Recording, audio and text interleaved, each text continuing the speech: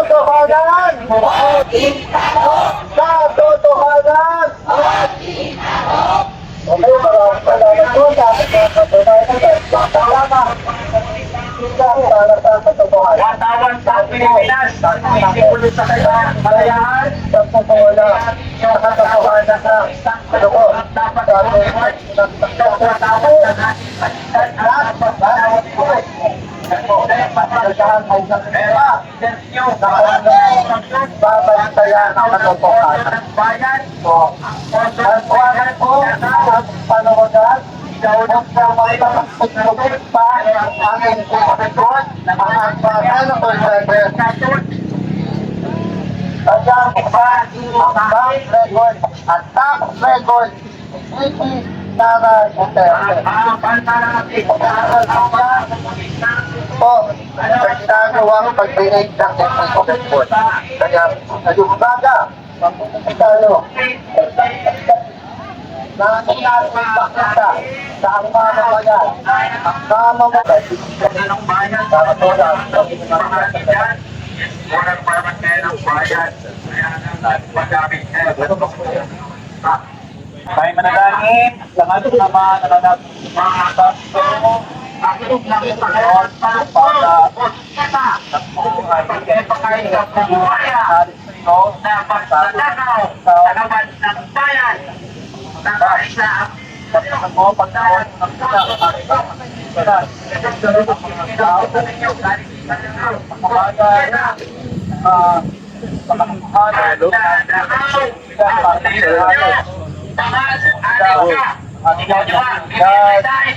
para makita natin ang kapwa nyo. Saan galing ang pondo ng barangay?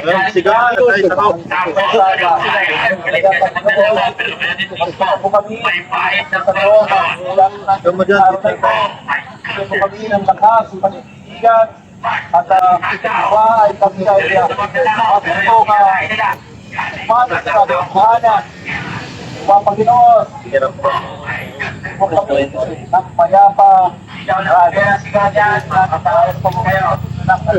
kasama ng Santo, magbago walang hanggan. 27, maglilitsyon tayo ng buhaya. Pasensya na kung banda Maraming yung kita salamat po ninyo. kung paano Bahagi ng mga buhaya sa Kongreso. Kamunel ba? Nawa, tayo ang kasiyahan ng buong may tapan at kabayan. Pagpalayang umaga, mga kasama! Siyempre po, mabuhay po ang Meron nilalang.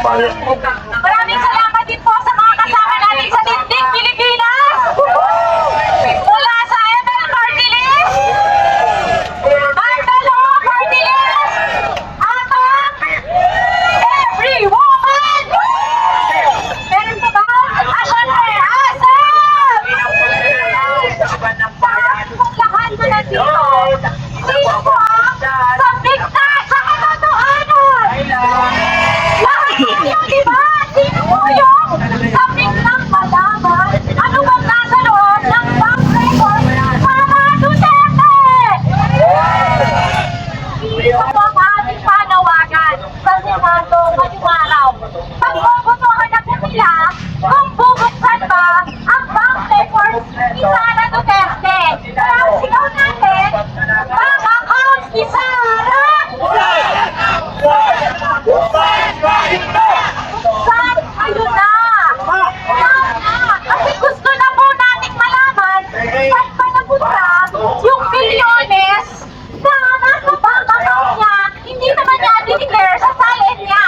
Natanda niyo ang magkano? Yung... Ayan, di ba? Ano, magkano? Bilyon! Mga kasama, hindi milyon. Bilyon ang kailangan natin malaman. Saan ang galing? At saan napunta?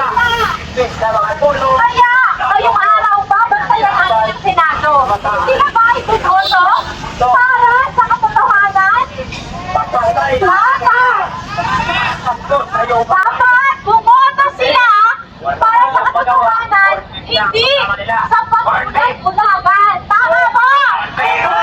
At ang palawakan naman po natin sa mga defense lawyers ni Sara. Tama na ang delaying tactic!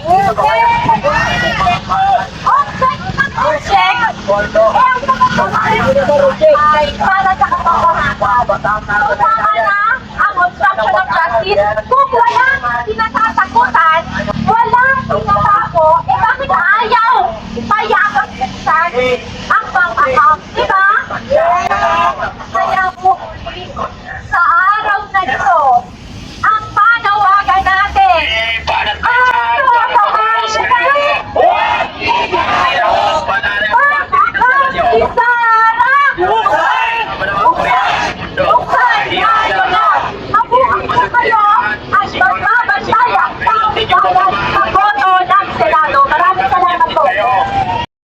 Maraming po. At ngayon po, natawagin natin para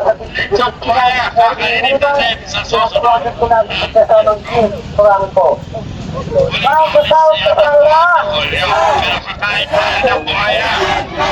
Sorry, hindi sila matutuwa pag binabanggit na buhaya. Mas matutuwa siguro to sila pag baka nasa lata, corned beef. Corned beef. Eh, magkakawa ganyan, corned beef. Magpakasawa kayo. Ay, pinagalanan nyo. May kalalanan kayo. Hindi man sa kulungan, pero baka sa pabaho. Mauna pa kayo sa pinatakot nyo. Umapaton, pero matatag yun. Masama ako kayo. Isa pa sila. Isa pa na kayo. Magbibigyan namin kayo. Sabi nila, kung walang tinatago,